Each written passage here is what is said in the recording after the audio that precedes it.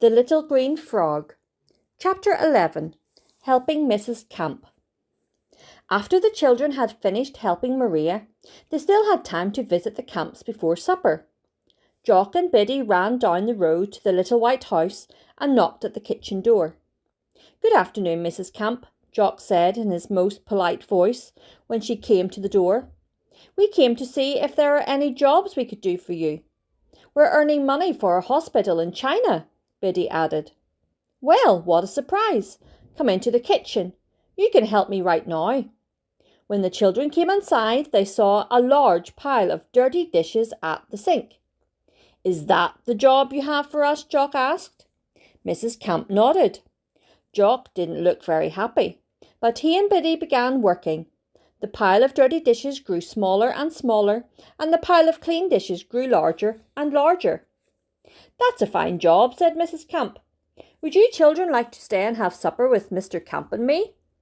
"Oh, could we?" Biddy asked excitedly. "I've never eaten away from Aunt Hannah's house since I came to England. Please call and ask if I may stay." "And please call Mrs. Brown too," said Jock. They waited impatiently while Mrs. Camp made her calls. Then she came back with the news. "You may both stay," she said. While they ate, Jock told Mrs. Camp about catching caterpillars, but she said she didn't like to hear about caterpillars while she was having supper. Biddy told Mr. Camp about the sewing that she was doing for Mrs. Brown, but he didn't seem to care about sewing at all. Biddy looked out the window, just as the sun touched the hill behind God's garden. "I think we'd better hurry, Jock," she said. "May we be excused?" she asked. "Yes, of course," said Mrs. Camp. "Go right home now, or your people won't let you come to visit any more. Would you like to come back and help me work in the garden tomorrow? Things are getting ripe so fast that I can't keep up." "We'd love to, Mrs. Camp," they said together. Then they hurried outside and up the road. "Say," said Jock, "Mrs. Camp didn't give us any money for doing all those dishes." "No, but she gave us a fine supper with gingerbread for dessert." "You can't send gingerbread to China and build a hospital with it," Jock said. "I know, but I think Jesus is pleased if we help people, even if we don't get paid. Pleasing Jesus is what's important." "You're right," said Jock. "I've been trying to please him since we're friends now." "I'm glad you're helping me earn money for the hospital," said Biddy, as she went into her own yard. "It's fun," said Jock. He waved goodbye as he ran up the road. "I'll see you tomorrow." They were at Mrs. Camp's garden bright and early the next morning. "First we have to pick all the ripe vegetables," said Mrs. Camp. Biddy didn't know very much about vegetables, so she carried the basket while Jock picked. First they picked tomatoes, then peppers, corn and squash.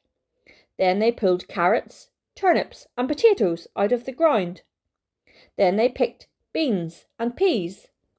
Biddy and Jock were so tired that they could hardly walk to the house when Mrs. Camp announced it was time to eat some lunch. After big glasses of milk plus sandwiches and cookies, Jock and Biddy felt much better. They were proud to see the piles of fresh vegetables. Mrs. Camp would sell some of them, put some of them in jars, and keep some to use fresh. She was glad to have them all picked, and Biddy and Jock were glad they had helped. "Would you like to tell us one of your stories, Biddy?" asked Mrs. Camp.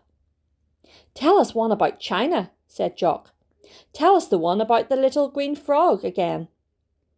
So Biddy told the story of how the green frog came to Amma.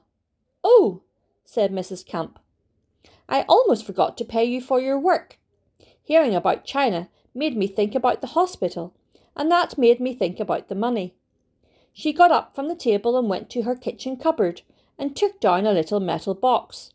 She pulled out 4 $1 bills. She gave 2 to Jock and 2 to Biddy. "Thank you very much," they said. They were surprised to be paid so much. "You worked hard for it," said Mrs. Camp, "and I'm glad you are trying to help those poor people in China." "We want them to know about Jesus," said Biddy. "Isn't that what you want too?" "Yes," said Mrs. Camp. "You know, Biddy, since you and Jock came to visit me, I've been thinking a lot about the Lord Jesus a lot more often. I didn't always try to please him the way you do, but now I want to do just that. Now I think you had better go and play. You've worked enough for one day." So off they went with a handful of cookies each. Biddy said goodbye to Jock and went in through the kitchen. And there, on the table, sat the little green frog.